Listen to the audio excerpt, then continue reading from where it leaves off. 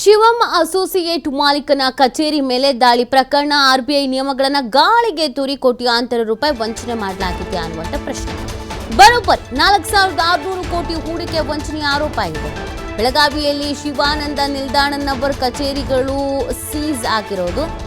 ಪೊಲೀಸರ ಸಮ್ಮುಖದಲ್ಲಿ ಮಧ್ಯರಾತ್ರಿ ಕಚೇರಿಗಳನ್ನು ಸೀಸ್ ಮಾಡಲಾಗಿದೆ. ಬೆಳಗಾವಿ ಜಿಲ್ಲೆ ಶಿವಬಸವ ನಗರದಲ್ಲಿರುವಂಥ ಕಚೇರಿಗಳು ಪರಿಶೀಲನೆ ವೇಳೆ 370 ಅಗ್ರಿಮೆಂಟ್ ಬಾಂಡ್ ಪೇಪರ್ ಪತ್ತೆಯಾಗಿದೆ ಅನ್ನೋದು ಗೊತ್ತಾಗ್ತಾ ಇದೆ. ಮಾಜಿ ಸೈನಿಕರು, ಸಾರ್ವಜನಿಕರಿಂದ ಹೆಚ್ಚಿನ ಬಡ್ಡಿ ಆಸೆಗೆ ಹೂಡಿಕೆ ಮಾಡಲಾಗಿದೆ. ಈವರೆಗೂ ಹೂಡಿಕೆದಾರರಿಂದ ಯಾವುದೇ ದೂರು ಕೂಡ ದಾಖಲಾಗಿಲ್ಲ ಅನ್ನೋದು ಗೊತ್ತಾಗ್ತಾ ಇದೆ. ಮಾಳಮಾರುತಿ ಪೊಲೀಸರಿಂದ ಸುಮೋಟೋ ಕೇಸನ್ನು ದಾಖಲಿಸಿ ಇದೀಗ ತನಿಖೆಯನ್ನು ನಡೆಸಲಾಗ್ತಾ ಇದೆ. ಆರ್ಬಿಐ ನಿಯಮಗಳು ಏನಿದೆ ಆ ನಿಯಮ ಯಾವುದು ಪಾಲನೆ ಮಾಡೇ ಇಲ್ಲ, ಇಲ್ಲಿ ಎಲ್ಲ ಗಾಳಿಗೆ ತೂರಿರೋದು. ಆಮೇಲೆ ಇನ್ನೊಂದೇನು ಅಂತಂದರೆ, ಕಂಪ್ಲೇಂಟ್ ಕೊಡಬೇಕಾದ್ರೂ ಯಾರೂ ಕೊಟ್ಟಿಲ್ಲ, ಇಲ್ಲಿ ಯಾಕೆಗೇನು ಅನ್ನೋದು ಗೊತ್ತಿಲ್ಲ. ಪರಿಶೀಲನೆ ವೇಳೆ 370 ಅಗ್ರಿಮೆಂಟ್ ಪೇಪರ್ಗಳು ಸಿಕ್ಕಿದೆ ಅನ್ನೋದು ಗೊತ್ತಾಗ್ತಾ ಇದೆ. ಇದೀಗ ಸದ್ಯ ಪೊಲೀಸರಿಂದ ಸುಮೋಟೋ ಕೇಸನ್ನು ದಾಖಲಿಸಿಕೊಳ್ಳಲಾಗಿದೆ. ಬರೋಬ್ಬರಿ 4,600 ಕೋಟಿ ನೋಡಿ. ಶಿವಂ ಅಸೋಸಿಯೇಟ್ನಿಂದ ವಂಚನೆ ಆರೋಪ ಪ್ರಕರಣ ಬರೋಬ್ಬರಿ 45,000 ಜನರಿಂದ ಹಣ ಹೂಡಿಕೆ ಮಾಡಲಾಗಿದೆ.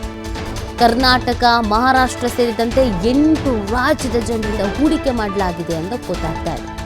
1 ಲಕ್ಷ ಹೂಡಿಕೆಗೆ ತಿಂಗಳಿಗೆ 3% ಬಡ್ಡಿ ಪಾವತಿಯಂತೆ ಬಾಂಡ್ ಪೇಪರ್ನಲ್ಲಿ ಕೈ ಸಾಲ ಅಂತ ಹಣ ಪಡೆದಿದ್ದು ಬೆಳಕಿಗೆ ಬಂದಿದೆ. ಜನರಿಂದ ಹಣ ಷೇರು ಮಾರುಕಟ್ಟೆಯಲ್ಲಿ ಹೂಡಿಕೆ ಬೆಳಕಿಗೆ ಬಂದಿದೆ.